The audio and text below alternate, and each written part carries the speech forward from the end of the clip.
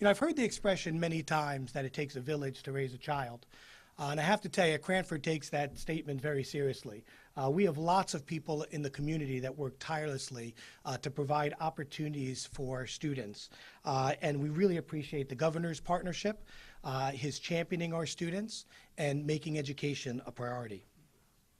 After the governor's budget address, the district was informed that we were going to receive about $216,000 in additional state aid for the 2019-2020 school year.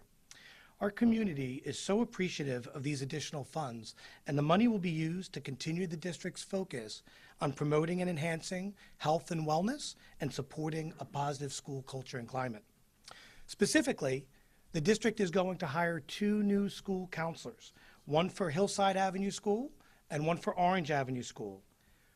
We truly value our healthcare professionals and the services that they provide. They have such an amazing impact on our children's well-being. Reducing the current ratio of healthcare professional to student from over 700 to 1 to 350 to 1 will provide such greater supports and benefits to our students. In addition, these extra funds are going to go towards some professional development to foster and enhance an environment where children with disabilities and learning differences are valued as learners and empowered to success. These extra funds will continue our efforts to create an inclusive environment for all of our students. We cannot thank Governor Murphy enough for allowing our school districts to provide even greater care and focus on the social and emotional well-being of our students. And so with that, it is my absolute honor to introduce the Governor, Phil Murphy.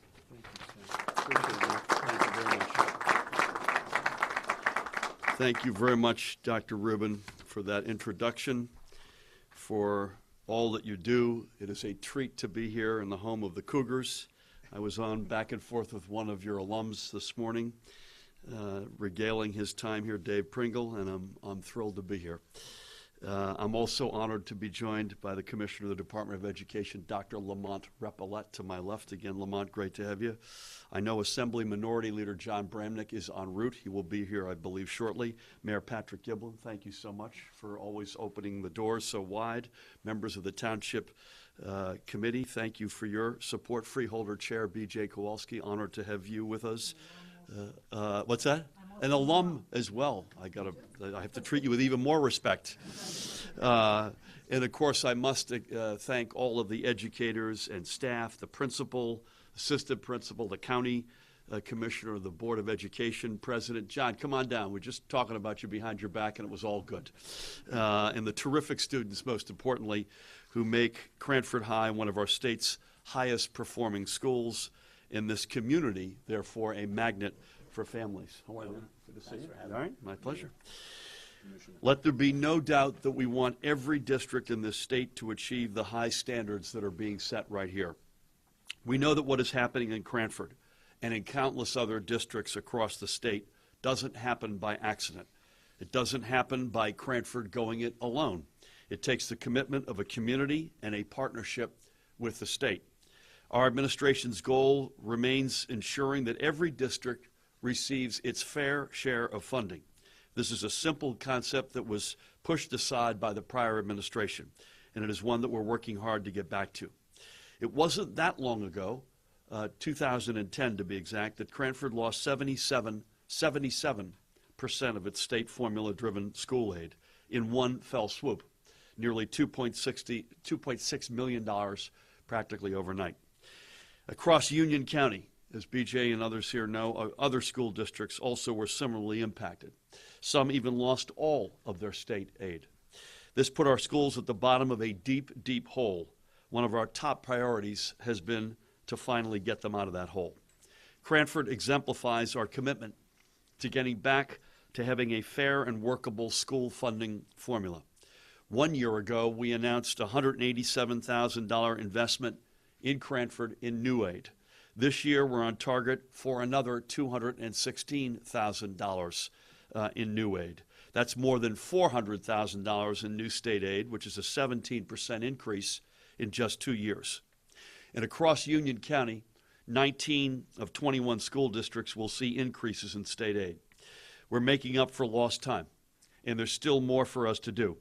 I look forward to continuing to invest more year over year in our kids and communities and in our educators and classrooms and libraries. By restoring our commitment to following the state's funding formula, we are restoring fairness for communities that were unilaterally stripped of aid.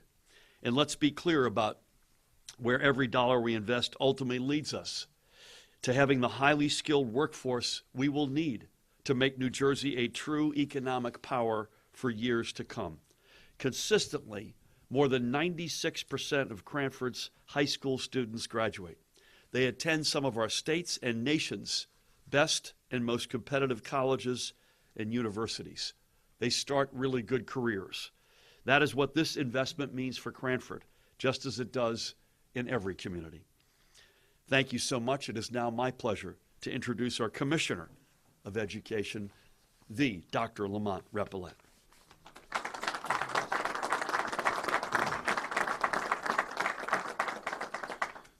Governor Murphy, Assemblyman Bramnick, Mayor Giblin, my friend Superintendent Rubin, Principal Catagallo, board members, and members of the Cranford School District, freeholder, and other elected officials.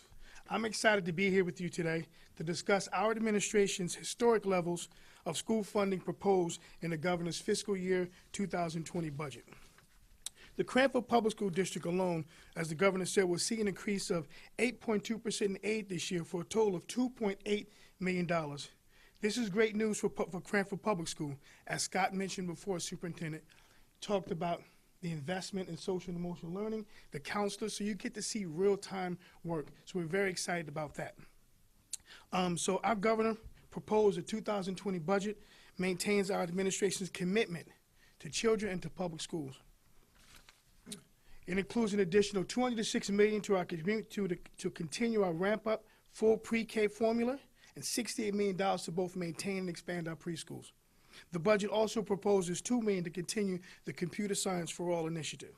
See, in addition to that initiative, $1.35 million will be set aside to continue Liberty Science Center's program that provides science education to schools in high numbers of at-risk students. An additional $400,000 infusion will go towards innovative and early college programs such as our P-TECH model, announced this year, which schools, community colleges, and local businesses will work together to ensure that our students are on a path to post-secondary success. So as a former teacher, principal, and superintendent, I know firsthand that investing in our schools has a real impact in our children's education, and I think Cranford School District will realize that next year when you go from a ratio of 700 to 350. And we all know as educators the impact you have when you have less of a caseload. So that is real impact that's happening next school year. So thank you, Governor Murphy, and working with the legislators to ensure that we have a stronger and fairer educational system. Thank you. Well said. Well said. We'd love in a perfect world to get that ratio to keep coming down, Scott, so stay tuned. As Scott said, it takes a village to achieve the results that are achieved at this extraordinary high school, and that includes leadership in the community. And it's my honor to introduce, to come up for a few words, Cranford's Mayor Patrick Giblin. Thank you. Thank you, Governor. Thank you, Commissioner, Dr. Repollet. I want to acknowledge my colleagues on the Cranford Township Committee, Mary O'Connor and John Messinouve, our freeholder president, B.J. Kowalski, some members of our Board of Ed, our president, Kurt Petschow, and Vice President, Lisa Carbone, and Bill Hulse. We also have a Westfield Board of Ed member, Rob Garrison, here with us today, and many of our professionals at the town level and the Board of Ed level. I want to thank you very much for giving the governor a great welcome here and all the logistics that went into his visit. Thanks, Dr. Rubin. You're doing great work here in Cranford, as you heard from the governor rattle off some of these statistics and the Commissioner of Education. But our work is never done, and this contribution, this increased funding, is going to go a long way, and we're going in the right direction. Cranford does a lot with a little. They really stretch out our tax dollars tremendously, and we are the working class in New Jersey. much of what we accomplish, I was talking to the doctor before. He was talking about the reputation of Cranford sports, and our academic reputation is unparalleled. But much of it's done with less. We make what we have go very far. So, any additional funding, we promise to make excellent use of it. And those numbers are there, the college acceptance and the amount of kids that go on to higher education. But much of that is emboldened by, if you come in here on a Saturday or something, you'll see how many people, there's a tremendous amount of pride in Cranford, the Cranford Cougar. It's not just the kids in school, it's the adults wearing it. There's, you see the magnets on the cars and so on. So that said, we did get you a little something, a hat and a T-shirt for your next visit. So you'll fit in a little bit better when you come here. Great. Little token of our appreciation. But again, exactly. Again, Governor, I want to thank you for recognizing the importance of investing in our children's future and the need for education funding. All of your efforts to move Cranford, our Board of Education, and New Jersey forward. Thank you. Thank you, Patrick. Thank you. Awesome. Thank you for that. We are honorary Cougars and really proud of that. So thank you very much for that, and thank you for your leadership and to the Township Committee and to Westfield's in the house here, by the way. There's no denying it. So welcome to you all as well. You can go off and do things unilaterally in the broadest sense of it takes a village. It's really better done when you can do it across the aisle. And that's a longer, better result wherever you can find common ground. And I think putting our kids first is one of the prime areas where we find common ground more often than not across the aisle. And it is in that spirit that I'd like to introduce a guy who's a leader across the aisle and I think stands for a lot of the really good things in this county, in this district, and around the state. The Minority Leader of the General Assembly, John Bramnick.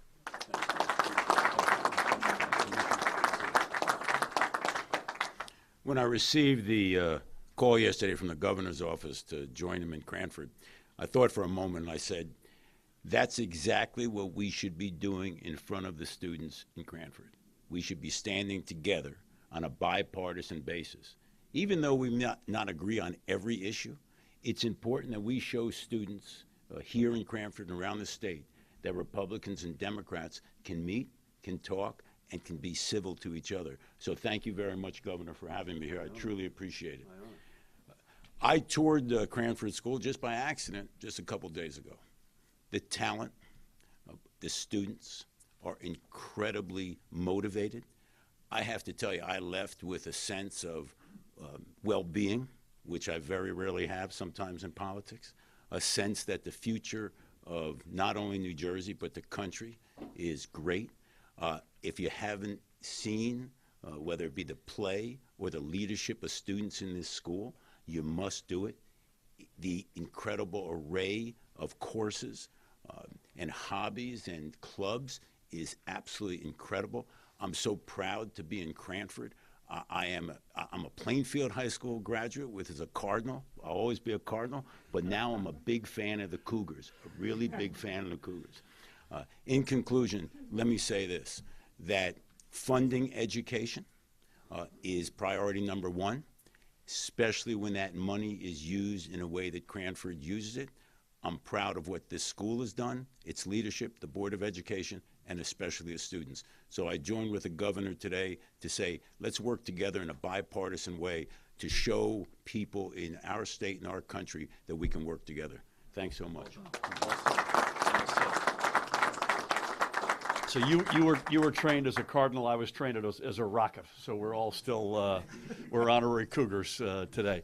We're going to take any questions that are on topic as it relates to education, and then we're going to break. And I've got a couple of things I wanted to say that were completely unrelated to the reason we're here today, and take any off-topic questions. So is there anything that folks want to ask about education? Please. Yeah, Governor, could you and maybe Assemblyman Bramnick speak to the issue of fairness? Because obviously in a place like Cranford, they're getting more money, so it's fairer. In some areas, in many areas, they don't feel that it is fair. What's been the guiding principle, and how do you guys come to where you're at now? So I'll speak for myself, and I'll invite John to come up and give his thoughts.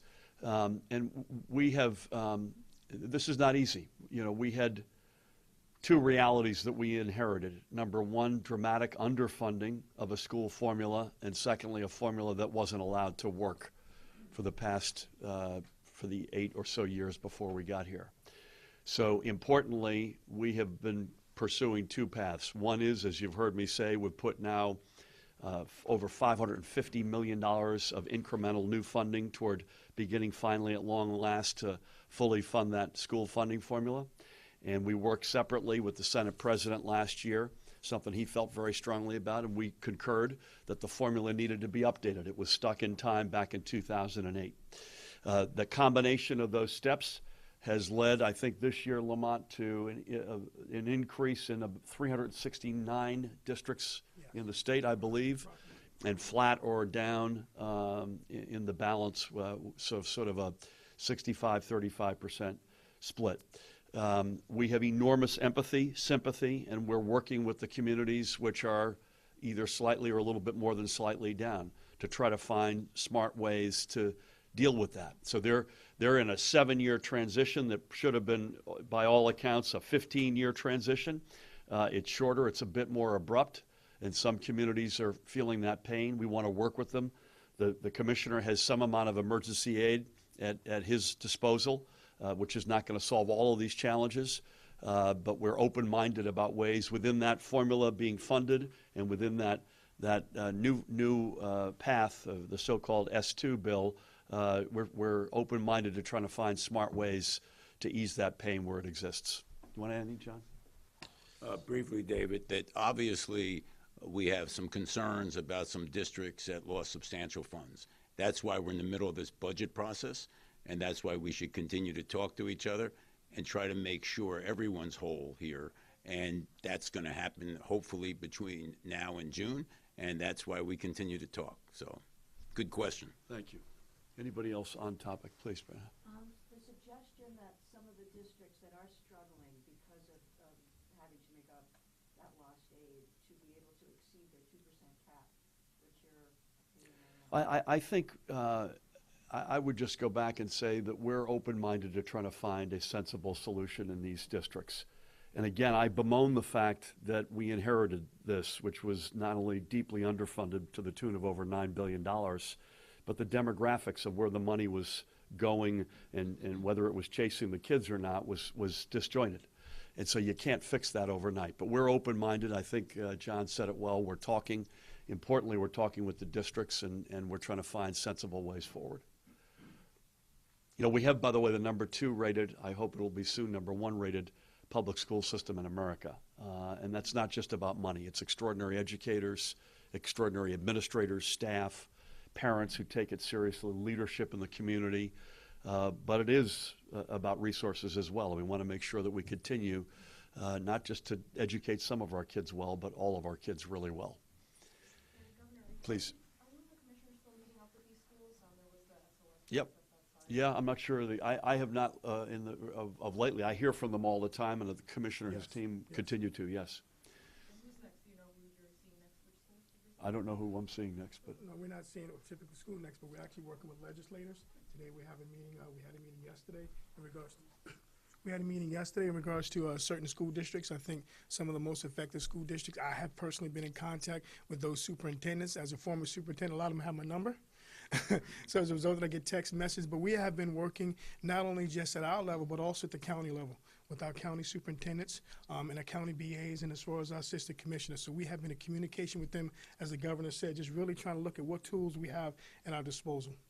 and I don't think there's anyone left in New Jersey who doesn't have my number, so I'm also hearing from folks as well. With that, I want to thank the superintendent, the principal, to the elected leadership, beginning with the mayor, the assembly, a minority leader, Bramnick, the commissioner, the educators, the staff, the extraordinary students here in Cougar Country. Thank you all so much for having us. We'll be back in about 5 minutes with some stuff that's off topic. Thank you all.